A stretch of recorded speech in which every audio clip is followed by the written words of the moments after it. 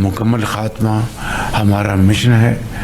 पाकिस्तान की तरक्की और खुशहाली इसके साथ जुड़ी हुई है। आज वर्ल्ड बैंक, उससे पहले दुबई में IMF के मैनेजिंग डायरेक्टर्स ने, तो ये हमें इस तारीफ़ी कलमात सुनकर बैठना नहीं है, बल्कि मेहनत को और आगे लेकर। Pakistani perspective, historically we played the role of a bridge builder rather than, say, a dividing force, or there are some countries who are profiting or benefiting from the fact that these two countries, the United States and China, are increasingly competitive. But Pakistan has been in a different. जितने भी हादसा वाकयात होते हैं उसमें police जो है वो उन ट्रक ड्राइवर्स को या उस ट्रॉलर ड्राइवर को गिरफ्तार करती है। हर इंसान की कीमती जान बहुत इंपॉर्टेंट है, हादसा नहीं होने चाहिए। आज की मीटिंग के बाद अल्हम्दुलिल्लाह एक ये बहुत ही लाउड एंड क्लियर मैसेज जाएगा कि हम सब एक हैं, हम सब पाकिस्तानी हैं।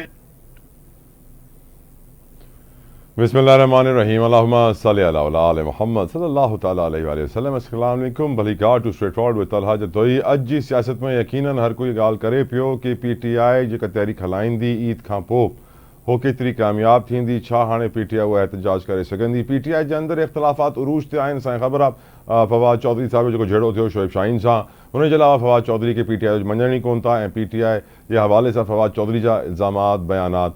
अॼु शेर अफ़ज़ल मरवत साहब जो हिकिड़ो बयानु आहे जेको इलाही डिस्कस पियो थियो। चवंदा आहिनि कि नवाज़ शरीफ़ साहब खे ग़लति तरीक़े सां कढियो वियो आहे ऐं साकिब निसार ऐं जनरल कमर जावेद बाजवा साहब मिली करे ग़लति तरीक़े सां नवाज़ शरीफ़ खे सियासत मां कढियो, मुल्क मां कढियो, जेको न थियणु घुरिजे हा। लॻे इएं थो कि शेर अफ़ज़ल मरवत साहब शायदि हाणे मुस्लिम लीग नून जो हिसो ठहणु था चाहिनि। Time will tell. हिन जे अलावा वज़ीर आज़म साहब ऐं वज़ीर आज़म जी टीम जी तरफ़ां जेके अॼु बयानियो ॾिनो वियो आहे क़ौम खे, इहो ॿुधायो वियो आहे त मईशत सही राह ते अची वई आहे। IMF जी सरबराह इहा ॻाल्हि चई आहे कि पाकिस्तान जी मईशत सही ट्रैक ते अची वई आहे, बहितरी अचे पई। वज़ीर आज़म चवनि था कि महांगाई जी शरह सिंगल डिजिट में अची वई, हिकु वॾी अचीवमेंट आहे, मुल्क खे मईशत में डिफॉल्ट खां बचायो आहे। एट द सेम टाइम असांखे इहो बि ख़बर आहे कि अञा ताईं रमज़ान त अचण वारो आहे 10 ॾींहंनि में, पर अशिया खुरनोश जेके क़ीमतूं आहिनि, दाल चांवर घी खंड हर शइ आसमाननि ते आहे। हुन में को कंट्रोल हुकूमत जो हुकूमती प्राइसिस ते इम्प्लीमेंटेशन अमल दरामद थींदो असांखे कोन थो नज़र अचे। हिन जे अलावा असांखे ख़बर आहे लॉ एंड ऑर्डर सिचुएशन, असांजा नायब वज़ीर आज़म इसहाक़ डार साहिब इंटरनेशनल तक़रीब में चवनि था कि पाकिस्तान में जेका दहशतगर्दी आहे उहा सॼी अफ़गानिस्तान जे करे आहे ऐं अफ़गानिस्तान में जेके दहशतगर्द आया पाकिस्तान, हुनजो मेन ज़िम्मेदार PTI आहे। PTI वारनि छॾायो दहशतगर्दनि खे, डील कई फैज़ हमीद जे दौर में, हुन ते बि अॼु तफ़सीलन गुफ़्तगू कंदासीं। ऐं ऑफकोर्स कराची में जेके वधनि था वाक़ियात, ये ट्रैफिक एक्सीडेंट्स जा हुजनि या पोइ स्ट्रीट क्राइम जा हुजनि, हुनजे हवाले सां तव्हां ॿुधो शर्जील इल्लाह मेमन साहब सीनियर वज़ीर आहिनि सिंध जा, उन्होंने स्टेटमेंट ॾिनी आहे कि हाणे कंसेंसस क्रिएट थी वियो आहे ऐं हाणे स्ट्रिक्ट एक्शन थींदो, हाणे इंसिडेंट्स घटि थींदा, अला करे ईअं थिए। डिस्कशन का आगाज़ करेंगे। मेरे साथ गुफ्तगू करने के लिए इस वक्त मौजूद हैं, किसी तारुफ के मोहताज नहीं है, पाकिस्तान तहरीक इंसाफ के रहनुमा शौकत बसरा साहब। अस्सलाम वालेकुम, जज़ाकल्लाह खैर सर आपके कीमती वक्त के लिए। बसरा साहब, आज जो बहस सबसे ज़्यादा की जा रही है, जो बात गुफ्तगू टॉक शोज़ में चल रही है, वो ये चल रही है कि PTI के अंदर के इख्तलाफात PTI को खा जाएंगे। फवाद चौधरी साहब जिस तरह शेख वकास पे, शोएब शाहीन पे, सलमान अकरम राजा पे अटैक कर रहे हैं, दूसरी साइड से उन पे अटैक किया जा रहा है और PTI के अंदर के इख्तलाफात को इस तरह भी पेश किया जा रहा है जैसे कि अब तो आज गई या कल गई, PTI गई। आप क्या कहेंगे सर? साहब, हजारों ख्वाहिशें ऐसी कि हर ख्वाहिश पे दम निकले। आपको याद होगा कि जब वज़ीर आज़म इमरान खान जेल में गए, कहा गया कि पार्टी इज ओवर, पार्टी अब खत्म हो जाएगी। आज 3 साल हो गए हैं कि हर तरह का जुल्म जबर बरबरीत के बावजूद आज भी अगर कोई पाकिस्तान की पार्टी है जो फेडरेशन की पार्टी है, वो सिर्फ और सिर्फ तहरीक इंसाफ और वाहिद लीडर इमरान खान है जो आज पूरे पाकिस्तान में 90-95% कौम को लीड कर रहे हैं। आपको याद होगा उन्होंने कहा कि तहरीक इंसाफ का टिकट क्यों नहीं लेगा, हमारा निशान छीन लिया गया, कागजात नामजदगी दाखिल नहीं करने दिए गए, हमारी माओ बहनों बेटियों को पाबंद सलासिल किया गया, उनसे कागजात छीने गए। तो आपने देखा कि हमें 50-100 तरह के निशानात दे दी, जैसे सामान जहेज किसी को बच्ची को दिया जाता है। तो लोगों ने ढूंढ के वजीर आजम इमरान खान के कैंडिडेट्स को वोट दिए और 2/3 मेजॉरिटी लेकर आए 8 फरवरी को।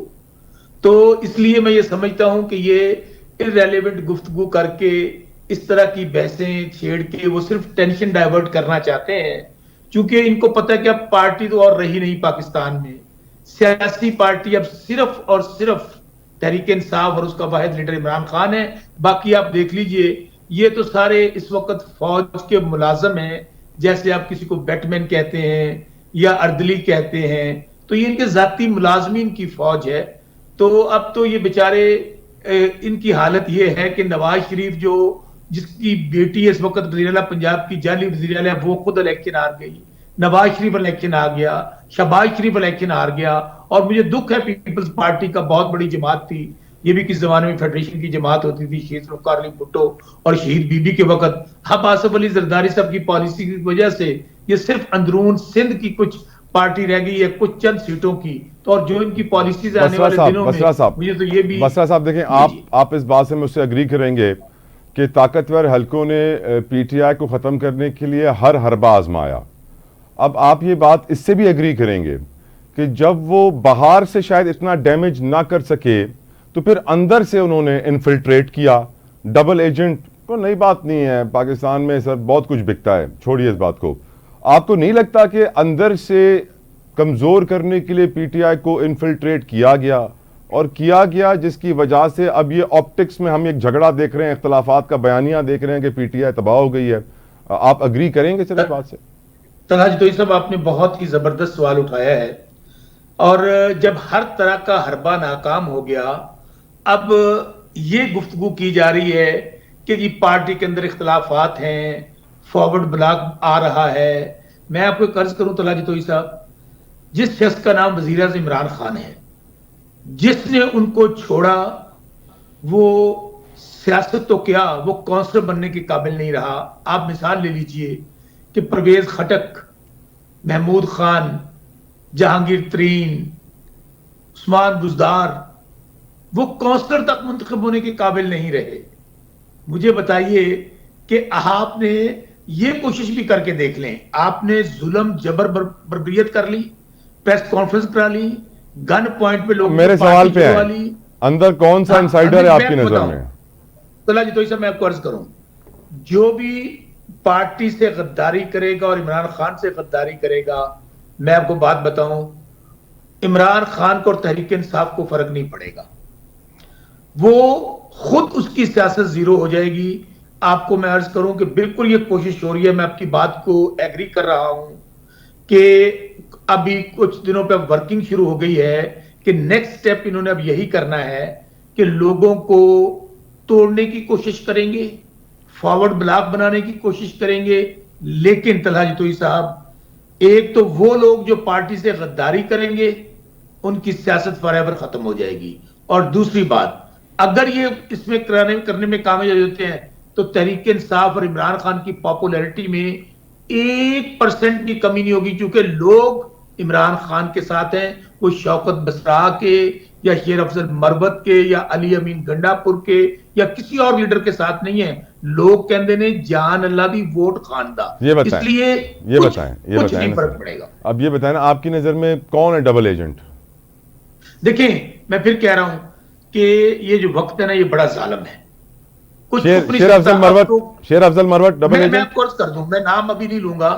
जो भी डबल एजेंट होगा, जो पार्टी से गद्दारी करेगा, मैं आपको अर्ज करूं, ये कोई 1970-80 का दौर नहीं है, जो ब्लैक एंड व्हाइट टेलीविजन का दौर नहीं है। ये सोशल मीडिया का एक बहुत बड़ा रेवोल्यूशन है कि आप छुप नहीं सकेंगे। अगर आप सामने आएंगे तो इमरान खान साहब ने, आपको याद है कि जब सेनेट के अंदर हमारे एमपीज ने वोट डाले थे केपी के अंदर, तो खान साहब ने क्या किया था? खान साहब ने तमाम एमपी सिटिंग को निकाल दिया था। इसी तरह पंजाब में किया।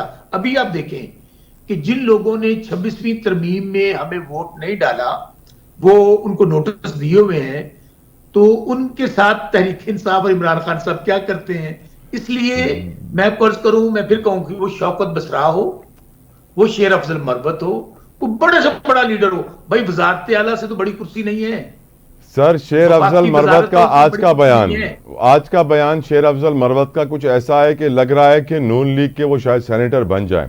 वो कहते हैं कि नवाज शरीफ को गलत निकाला, जनरल बाजवा ने साकिब निसार के साथ मिल के सारा एक्शन किया। मेरी आज सेनेटर भट्ट हैं नून लीग के, उनसे बात हुई तो वो कहते हैं कि शेर अफजल मरवत एक ऐसे सियासी कारकुन है कि उन्हें कोई भी सियासी जमात दिल खोल कर कबूल करेगी। तो मुझे लग ये रहा है कि पोजीशन बन गई है सर। अच्छा तला जितोई साहब, अभी मैं बात कोई करना नहीं चाहता। वैसे शेर अफजल मरवत से सिर्फ एक सवाल है आवाज टीवी और तला जितोई के प्रोग्राम के जरिए कि क्या उनको ये बात उस वक्त याद आई जब उनको पार्टी से अभी निकाला गया है, और उन्होंने ये सवाल जिस तरह नवाज शरीफ कहता था मुझे क्यों निकाला, मुझे क्यों निकाला, शेर अफजल मरवत ने भी पार्लियामेंट में खड़े होकर कहा मुझे क्यों निकाला। तो मैं आपको अर्ज करूं, ये अभी तो कहते हैं ना, अभी तो इब्तिदाई इश्क है, होता है क्या, आगे आगे देखिए होता है क्या कि एक शख्स जो जेल में कैद है, मेरे ख्याल में एक तो वही आजाद है, बाकी पूरा पाकिस्तान कैद है, वो शख्स जेल पे बैठकर अवाम के दिलों पे राज कर रहा है। लोग आज कोई शहबाज शरीफ वजीर आजम है, नवाज शरीफ की बेटी वजीर आला है, या सिंध में हुकूमत पीपल्स पार्टी की है, लोग इनसे नफरत करते हैं, ये अवाम में जाने के काबिल नहीं है। आज इमरान खान साहब तो जेल में है ना, मैंने आज चैलेंज दिया है पंजाब के अंदर मरियम नवाज शरीफ को, मैंने कहा है हमें मीनारे पाकिस्तान पर जलसा करने की इजाजत दो, सिर्फ 3 दिन के नोटिस पे। अगर अभी तो खान साहब जब बाहर होंगे तो आप देखें ना क्या होता है, हम वर्कर्स जलसा करेंगे, ऐसा तारीखी जलसा होगा। बसरा साहब, लेकिन मुझे एक बात अजीब लगी सर, मुझे बात अजीब ये लगी कि पीटीआई की तरफ से स्टेटमेंट दी गई कि हम रमजान के बाद तहरीक चलाएंगे। फिर मुझे ऐसा लगा कि शायद पीटीआई रमजान में दुआएं करेगी, इबादतें करेगी, और जो इनके 1000-2000 असीरान हैं उन तक इफ्तारियां जेल में पहुंचाएगी और फिर तहरीक चलाएगी। डोंट यू थिंक कि सर कोशिश होनी चाहिए आपकी कि आपका लीडर अगली ईद से पहले बाहर हो, या आप लोगों ने समझ लिया है कि नहीं वक्त लगेगा, ये ईद भी जेल में गुजरेगी?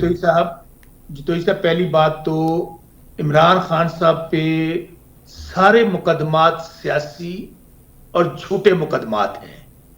खान साहब जो आज 70 साल के बाद, 70 साल तक उन पे कोई मुकदमा नहीं था, आज खान साहब गद्दार भी हो गए, उनको दहशतगर्द भी कहा गया, उन पे तरह तरह के इल्जाम लगाए गए। तो मेरे भाई उसका जवाब लोगों ने 8 फरवरी को दे दिया। ये जो तहरीक की बात आप कर रहे हैं, देखिए रमजानुल मुबारक तो जाहिर है 1 हफ्ते बाद रमजान आ गया, क्या रमजान में जो इबादतों का महीना है वो उसके अंदर हम अपनी तैयारी करेंगे, अफ्तार जो हमारे डिनर होंगे तमाम वहां पे हम लोग अपने लोगों को इकट्ठा करेंगे, वर्कर्स को इकट्ठा करेंगे। और एक बात बता दूं, इस बार खान साहब ने जो रमजान मुबारक के बाद की कॉल दी है ना, तला जितोई साहब, पता नहीं है, अल्लाह ताला आपकी जिंदगी भी करे, आपके सुनने वालों की जिंदगी भी करे, अल्लाह मुझे भी सेहत जिंदगी दे, दुआ कीजिएगा। आप देखेंगे कि रमजान मुबारक के बाद ये हुकूमत नहीं होगी और इमरान खान साहब जेल से बाहर होंगे, और इसी साल इलेक्शन होंगे और इमरान खान साहब पाकिस्तान के 2/3 मेजॉरिटी से वजीर आजम होंगे। चलें, ये बताइए सर, पीटीआई की तो गुफ्तगू हो गई, इस वक्त हमारे इसाक डार साहब एक इंटरनेशनल कॉन्फ्रेंस में हैं और वहाँ वो दहशतगर्दी का जिक्र करते हुए फरमाते हैं कि मुल्क में होने वाली शहादतें दहशतगर्दों को वापस आने की इजाज़त की वजह से हो रही हैं, कातिलों को जेलों से छोड़ने का नतीजा है। इस वक्त नून लीग की हुकूमत के आला हुकाम के मुताबिक मुल्क में दहशतगर्दी भी पीटीआई की वजह से है। एक तो इसका भी जवाब दीजिएगा, और जो इस वक्त करंट दहशतगर्दी की लहर है आपकी नज़र में कितनी चैलेंजिंग है सर? पहली बात तो यह है कि 70 साल में 3 साल तहरीक इंसाफ को हुकूमत मिली। हमारे उस दौर के अंदर देख लीजिए कि कितना अमन था, कितना सुकून था, और खान साहब की जो पॉलिसी थी कि जंग नहीं डायलॉग, उसके नतीजे में पूरे पाकिस्तान में अमन आया। आज हालत यह है, 3 साल से तहरीक, चल माजी को तो छोड़ देते हैं जी, 3 साल से तहरीक इंसाफ की हुकूमत नहीं है ना। आज हालत यह है तला जितोई साहब, बलूचिस्तान, केपी, ये मैं बात नहीं कर रहा, मौलाना फजलुर रहमान जिनने इनको वजारत उज़्मा का वोट भी दिया है, 26वीं तरमीम का वोट भी दिया है, वो क्या कहते हैं? वो कहते हैं कि आज अगर बलूचिस्तान के साथ इजला ऐलान कर दें अलहदगी का तो उन्हें रोक कोई नहीं सकता। इसी तरह वो केपी के जो कुछ मखसूस हालात है वहां का जिक्र कर रहे हैं। तो मुझे बताइए, और किसको कह रहे हैं? कह रहे हैं कि ये जिम्मेदार हैं, और उसकी वजह आज भी हम समझते हैं कि हमारी वैसे फौज शौकत साहब मैं आपको बात बताऊं, बेहतरीन मैं आपका फौज बड़ा है। एहतराम करता हूं, मैं आपका बड़ा, मेरा एक सवाल तो सुनिए सर। मौलाना फजलुर रहमान साहब वो हैं जिनके लिए मेरी राय ये है, आई कैन बी रॉन्ग, कि जाहिरी और बातनी में फ़र्क है। जाहिरी तौर पे वो कुछ कहते हैं, बातनी तौर पे वो कुछ करते हैं, पीटीआई से मिलते हैं लेकिन वोट हुकूमत को देते हैं जब हुकूमत को चाहिए होता है। सो मौलाना साहब की बात का वेटेज कम होता जा रहा है इन सारी वजूहात की से।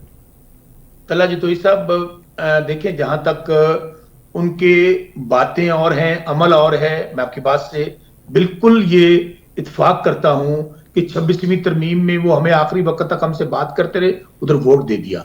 मैं आपको सिर्फ उनके एनालिसिस बता रहा हूं। उन्होंने बल्कि कल on the floor of the house ये मुतालबा किया है कि फौज को सियासत से अलग हो जाना चाहिए, ये अल्फाज है उनके, और उनको बॉर्डर्स पे चले जाना चाहिए।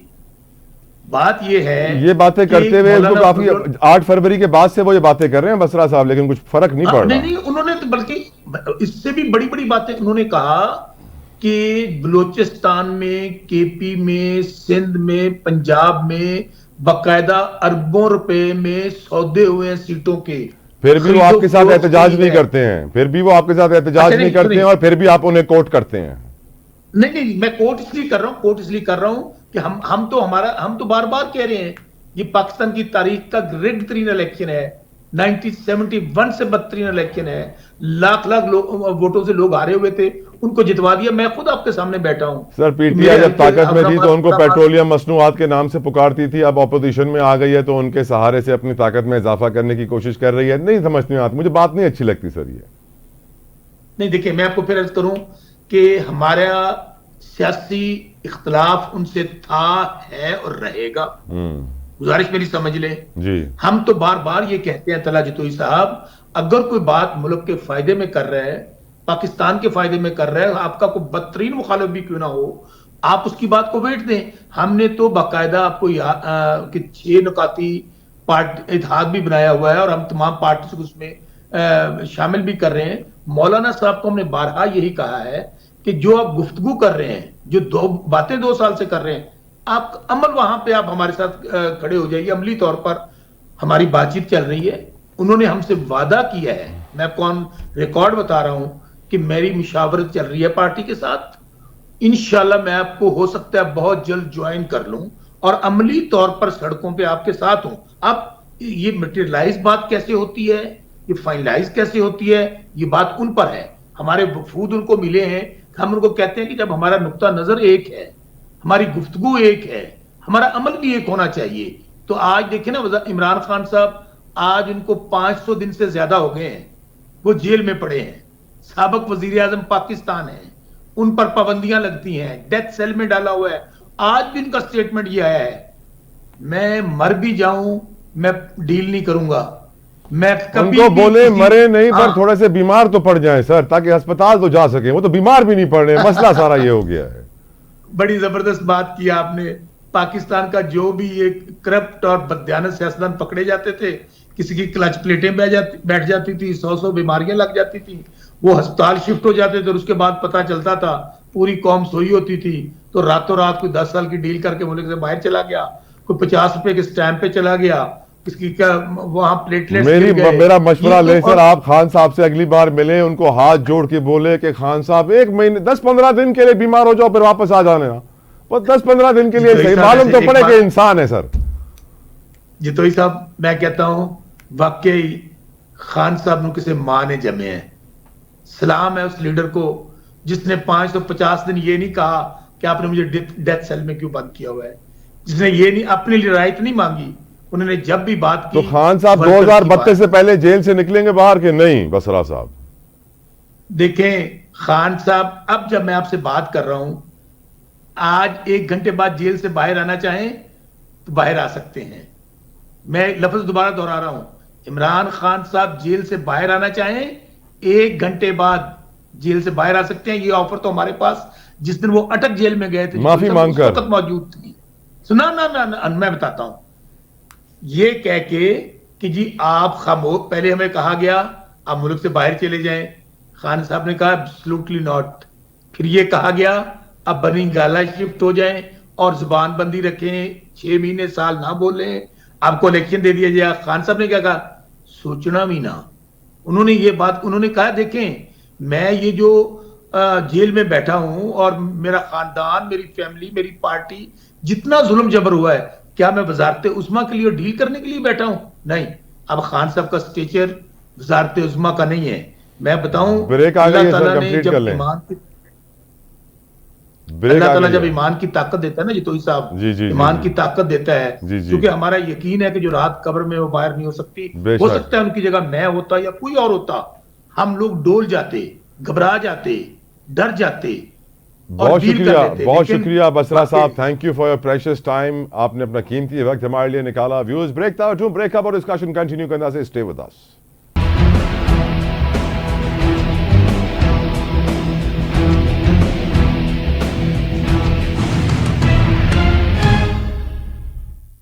Welcome back viewers. डिस्कशन हम करेंगे अब अमन अमान की सूरत हाल पर, लॉ एंड ऑर्डर सिचुएशन पर, और उसके अलावा बिलावल भुट्टो जरदारी साहब की बड़ी इंपॉर्टेंट स्टेटमेंट के ऊपर। इस डिस्कशन में मुझे ज्वाइन कर रहे हैं पीपल्स पार्टी के अहम रहनुमा हैं, बड़े कानूनदान हैं, कादिर खान मंदोखेल साहब। बहुत बहुत शुक्रिया मंदोखेल साहब आपके कीमती वक्त के लिए। ये मैं आपसे पूछना चाहूँगा सर, इस वक्त बिलावल साहब की जो स्टेटमेंट आई है, पहले उस पर आपका कमेंट लेना चाहूँगा। बिलावल साहब कहते हैं कि पाकिस्तान चीन और अमेरिका के दरमियान पुल का किरदार अदा कर सकता है। भारत को चीन के मुकाबले में लाने से खित्ते में ताकत का तवाजुन बिगड़ सकता है। मंदोखेल साहब, चाइना और इंडिया का मुकाबला तो पुराना है, दोनों बहुत बड़ी इकोनॉमीज बन गए हैं, दोनों एक दूसरे से ज़्यादा ताकत, दोनों की जंगें भी हो चुकी हैं और दोनों एक दूसरे के यकीनन इकोनॉमिक वाइज तो एक दूसरे से बड़ा होने की रेस में लगे हुए हैं। लेकिन बिलावल साहब का ये स्टेटमेंट एक ऐसे वक्त में, जब हम जानते हैं कि अमेरिका में नया सदर आया है, वो चीन पे दबाव डाल रहा है, पाकिस्तान के ताल्लुकात अमेरिका से भी हैं, चीन से भी हैं, आप इसकी टाइमिंग को कैसे देखते हैं और स्टेटमेंट की इंपॉर्टेंस क्या देख रहे हैं सर? देखिए जितोई साहब, हमारे चाइना के साथ भी एक जमाने से अच्छे ताल्लुकात है, एक पड़ोसी होने के नाते, और अमेरिका के साथ भी हमारी ताल्लुकात है और ताल्लुकात रहेंगे। तो यकीनन उन दोनों ममालिक के बीच में जो एक तनाव चल रहा है, जिसका फायदा इंडिया उठा रहा है, और मैं ये समझ रहा हूँ कि और फिर रूस और चाइना जो एक ब्लॉक बनते जा रहे हैं और अमेरिका के खिलाफ या यूरोप के खिलाफ, तो ऐसी सूरत हाल में पाकिस्तान की जो सूरत हाल है दोनों ममालिक के साथ एक दोस्ती की हैसियत से, तो बिलावल साहब ने बिल्कुल दुरुस्त और टाइम पे ये बयान दिए है कि हम पुल का किरदार अदा कर सकते हैं, क्योंकि हमारे चाइना के साथ भी अच्छे है, अमेरिका के साथ भी है। तो मेरे ख्याल में एक बेहतरीन, क्योंकि एज ए वजीर खारजा तो उनका तजर्बा भी रहा है उस हवाले से, और इस वक्त भी इनकी पोजीशन ऐसी है कि एक बड़ी पार्टी के सरबराह होने के नाते, तो मैं ये समझ रहा हूँ कि बड़ा अच्छा बयान दिए है और मेरे ख्याल में दोनों ममालिक को जो है ना इसको सूट भी करता है। और इस हवाले से आप देख रहे हैं जो आसिफ अली जरदारी साहब भी हाल ही में चीन का दौरा किए, या इससे पहले जो उसने अपने सदारत के दौर जो है ना वो सीपेक के हवाले से जो 8-9 दौरे किए है, तो मैं समझ रहा हूँ कि पाकिस्तान पीपल्स पार्टी जो है ना वो बेहतरीन किरदार अदा कर सकती है और चाइना के साथ भी हमारे अच्छे मरासम है। बिल्कुल ठीक। मंदोखेल साहब, हुकूमत आज का जो बयानिया दे रही है कौम को, वो ये दे रही है कि मईशत में बड़ी बेहतरी आ गई है। IMF के चीफ का स्टेटमेंट भी सामने है, एक गैलेप सर्वे भी आ गया है, उसमें भी कहा गया है कि हाँ जी बहुत बेहतरी आ गई है। एक आम आदमी कहता है कि अगर हुक्मरान, मेरा वजीर आजम, मेरे बड़े बड़े लोग ये कह रहे हैं कि बेहतरी आ गई है, तो मुझे महसूस क्यों नहीं हो रही है?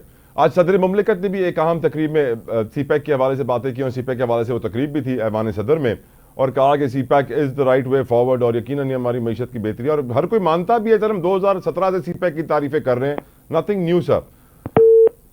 लाइन ड्रॉप हो जाती है मुश्किल सवाल पे एट टाइम्स, प्रोड्यूसर साहब क्यों होती है ये मैं सोचता हूँ हमेशा। लेकिन अगेन आज का हुकूमत जो बयान हुआ, मईशत में बेहतरी आ, CPEC is very important, IMF जो चीफ जी स्टेटमेंट आया, IMF जो चीफ जो चवणा कि मईशत सही डायरेक्शन में थी वञे। असां ज़ाहिरी ॻाल्हि आहे IMF जो हर हुकुम मञूं था। IMF चए थी एग्रीकल्चर ते टैक्स हणण सां हणूं था, IMF चए थी कि रिटेलर होलसेलर ते टैक्स हणण सां हणूं था, रियल स्टेट ते टैक्स। IMF जो हर डिक्टेशन असां मञियो आहे। हाणे IMF असांखे अदालती मामलात में भी ॿुधाईंदो, रहनुमाई कंदो कि पंहिंजे अदालती निज़ाम खे कीअं बेहतर करणो आहे। मंदोखेल साहब, यू आर बैक। मंदोखेल साहब, आज का बयानिया, मईशत बेहतरीन राह पर है, महंगाई कम हो रही है, CPEC is the right way forward. आम आदमी कह रहा है मुझे ये तरक्की, ये राइट वे फॉरवर्ड महसूस क्यों नहीं हो रहा? क्या कहेंगे आप आम आदमी से मंदोखेल साहब? जी बिल्कुल, यकीनन हम आवाम के साथ रहते हैं और हमें आवाम का पता है कि वो क्या सोचते हैं, लेकिन साथ साथ एज ए पॉलिटिकल वर्कर हम ये भी सोचते हैं कि मुल्क के हालात अच्छे होंगे तो आवाम के अच्छे होंगे। अगर आप माजी को देख ले कि पीटीआई की हुकूमत ने 22,000 में 100 इंडेक्स स्टॉक एक्सचेंज के छोड़े थे, आज 1,18,000 टच कर गया और आज कल भी 1,13,000 चल रहा है। तो इस तरह अगर आप 40 अरब डॉलर जो वर्ल्ड बैंक की इन्वेस्टमेंट का देख ले या उसकी 3.5 साल की IMF की दोबारा जो है ना वो जो पैकेज है वो देख ले या जो मजीद इंडस्ट्रियलिस्ट आ रहे चाहे यूरोप से चाइना से, तो यकीनन जो मुल्क की मैशत है वो तो बेहतरी की तरफ चल रहा है। अब एकदम आवाम को उसकी जो समरात है वो मिलने के लिए तो यकीनन इंतजार करना पड़ेगा, क्योंकि अगर मुल्क के हालात बेहतर नहीं होते तो आवाम जितने भी मतलब बेहतर हालात होते तो उसने बिगड़ना था। तो मैं समझ रहा हूँ कि अब बिगड़ने के बजाय सुधरने का वक्त आ गया है और आहिस्ता आहिस्ता ये चीजें जो ना आवाम को जो ना समरात उसका मिलना शुरू हो जाएंगे। वो कि मैं यकीनन आम आदमी ये नहीं समझते हैं कि अभी पेट्रोल 1 रुपए कम हो गया तो कौन सी मीशत बेहतर है या बिजली महंगी है तो कौन सी है। तो मैं ये कहूंगी एक तो अल्लाह का लाख लाख शुक्र है कि ये बिजली के नेमल बदल जो सोलर आ गया तो जान छूट गई कि इलेक्ट्रिक और वापडा से, नहीं तो ये तबाही मचा देते और फिर ये अरबों खरबों रुपए की जो प्लांट है वो भी एक तरफ। तो अब आम आदमी अगर आप देख रहे हैं कि बलूचिस्तान का या सिंध के आप गांव देहात में चले जाए तो लोग अभी बिजली के ऊपर इन्हिसार ही नहीं कर रहे हैं। तो मैं ये समझ रहा हूँ कि आहिस्ता आहिस्ता ये चीजें जो मुल्क की बेहतर होगी तो आवाम की तरफ भी उसकी सर वो हुकूमत ने अपनी तनख्वाहें बहुत बढ़ा ली है ना, इसलिए उनको महंगाई कम लग रही है। दोबारा बोले प्लीज। हुक्मरानों ने अपनी तनख्वाहें बहुत बढ़ा ली है ना सर, 5 लाख रुपए तो पार्लियामेंट के हो गए हैं, चेयरमैन नेपरा को 32 लाख ले रहा है, हर पोजीशन ने अपनी अपनी तनख्वाह बढ़ा ली है, लग ये रहा है इसीलिए उनको महसूस कम हो रही होगी महंगाई। नहीं वो इन हरकतों से आप अंदाजा लगा ले कि मैशत बेहतर हो गई है ना, तो आपको तो खुश होना चाहिए। और बाकी जो नेपरा के सरबराह की 32 लाख तनख्वाह, तो मुझे लग रहा है कि वो नेपरा वाले ने वापडा और के इलेक्ट्रिक के प्लांट अपने घर में लगा लिए और वो पाकिस्तान को बिजली दे रहे हैं, तो ये तो समझ के बाला मंदोखेल साहब 2023 में 8 लाख रुपए थी और 2025 में 32 लाख सर, इमेजिन। मैं यही अर्ज कर रहा हूँ कि वो वापडा के प्लांट इनके घर पे लगे हुए और वो पाकिस्तान को बिजली दे रहे हैं। नेपरा की इनको तो शर्म आनी चाहिए इतना तनख्वाह लेते हुए भी, और हुकूमत किस तरह जो है ना वो कर रहा है। वो तो वैसे वापडा की जो है ना वो लोग मोहताज नहीं है कि इलेक्ट्रिक का मोहताज नहीं है, सोलर का मैंने जिक्र किया है। बाकी जो आपने अरकान असम्बली की बात की, अरकान असम्बली का देखिए मैं भी पिछले असम्बली में मौजूद था, 1,71,000 हमें तनख्वाह मिल रही थी। मैं सिंगल आदमी इस्लामाबाद में रहता था तो 1-2 नौकर के साथ बड़ी मुश्किल से मैं गुजारा करता था और मेरी लाखों रुपए जो एज वकालत की फीस थी वो तो मेरी खत्म हो गई थी, चूंकि मैं इस्लामाबाद और 1,71,000 में मैं भी बड़ी मुश्किल से अपना सिंगल गुजारा करता था। और फिर टिकट की अगर बात करें तो हमें 6 महीने की 25 टिकट मिलती थी बिजनेस क्लास में, और वो 25 को मैं इकोनॉमी में तब्दील करके और उसको जाके 30-40 बनाता था, क्योंकि हर हफ्ते मुझे कराची अपने हल्के 242 में आना पड़ता था। तो मैं आम पब्लिक के साथ पीछे वो समझ लो जहाज की दुम में बैठता था और यकीनन फिर लोग भी सोचते थे कि ये बंदा यहाँ क्यों बैठे है, तो मैं मजबूरी में ये और फिर वो 6 महीने में भी आखिरी दिनों में 1-2 टिकट जेब से खरीदने पड़ते थे। तो मैं समझ रहा हूँ अरकान असम्बली जो है ना वो काम भी कर रहा है, कुर्बानी भी दे रहे हैं और टाइम भी अपना वो कर रहे हैं, और आम लोग जो अरबपति करपति लोग भी मौजूद है और मेरे जैसे मिडिल क्लास के लोग भी मौजूद है। तो यकीनन 5 लाख भी मेरे हिसाब से कम है, और ये 5 लाख पीटीआई के दौर में शौकत तरीन साहब के वजीर खजाना थे, वो हम लोगों से दस्तखत लिए थे सबसे कि बिल पैसे बढ़ा रहे। और सिंध असम्बली में अगर आप देख लें यहाँ पीटीआई और एनकेएम ने तो बाकायदा एहतजाज किए कि हमारी तनख्वाहें बढ़ाई जाए। तो मैं ये कहता हूँ कि ये हर पार्टी के अंदर, हाँ ये मैं कहूंगा कि पार्टियों को ये ऐलान करना चाहिए कि जिनका इनकम टैक्स ज्यादा है, जिनका कारोबार ज्यादा है, उनको ये तनख्वाह नहीं लेना चाहिए।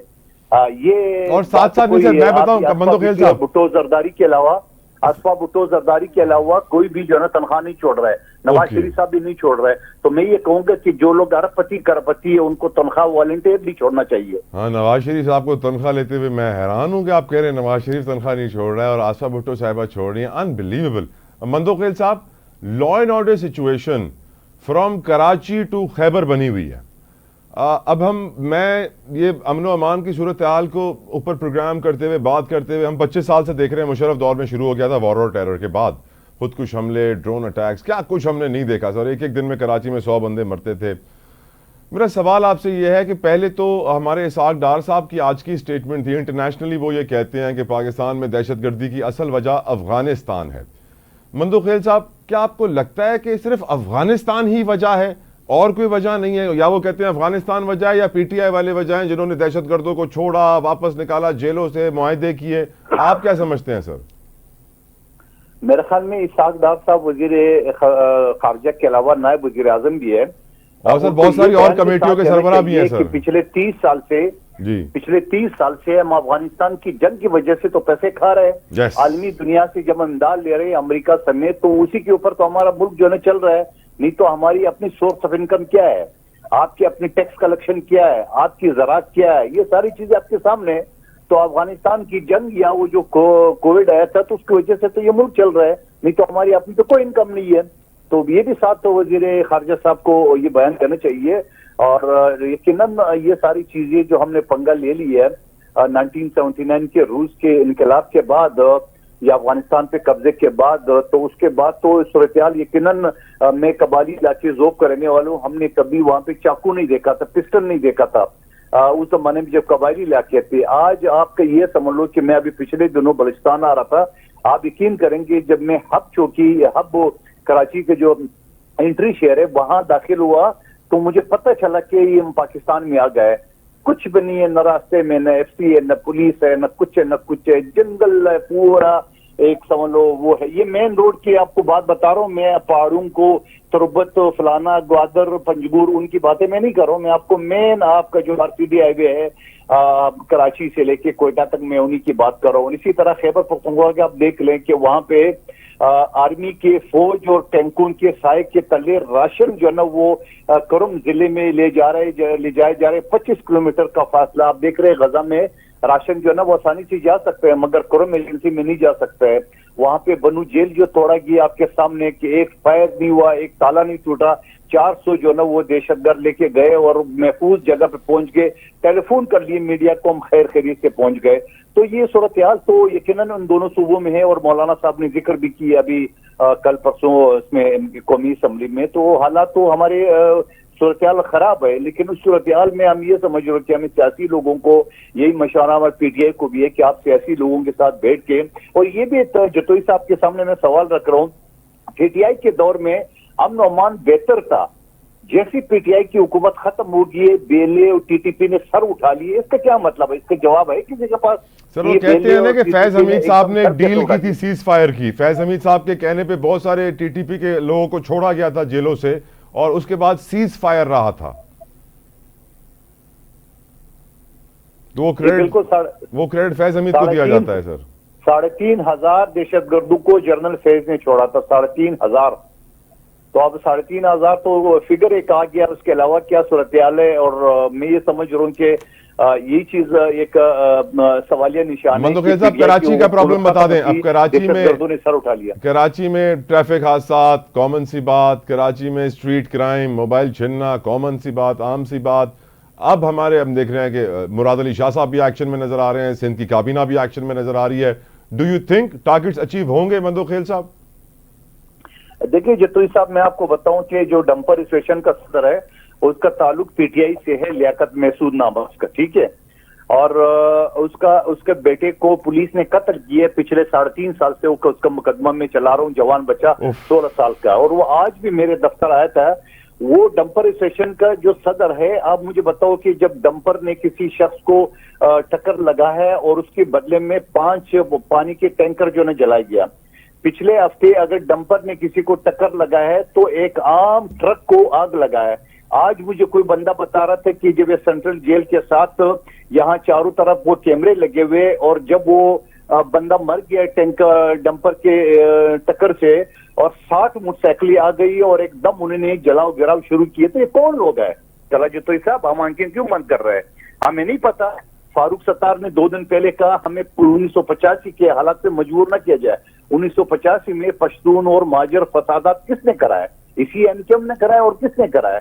आज वो धमकी दे रहे हैं खुल्म खुला, और अदारे और पुलिस हमारे सब खामोश है। और मुझे पता चला है कि और ये जलाओ गिराव जो हो रहे थे, तो ये तो कोई ऐसा नहीं होता कि इसको मुर्गी के बच्चे को आपने जेल में डाल दिया। ये तो जब जलाओ गिरा करे तो कोई आदमी नहीं है, किसी ने वीडियो नहीं बनाया, कोई सीसीटीवी में नहीं आया। मंदोखेल साहब, इस शहर ने Muhajir Pathan फसादात, Muhajir Bloch फसादात, Muhajir Sindhi फसादात, Sindhi Pathan फसादात, आखिर और कितने फसादात देखेंगे मंदोखेल साहब? When will it and? देखिए, अब बात ये होता ना कि एमक्यूएम की जो है ना वो दाल नहीं गल रही है।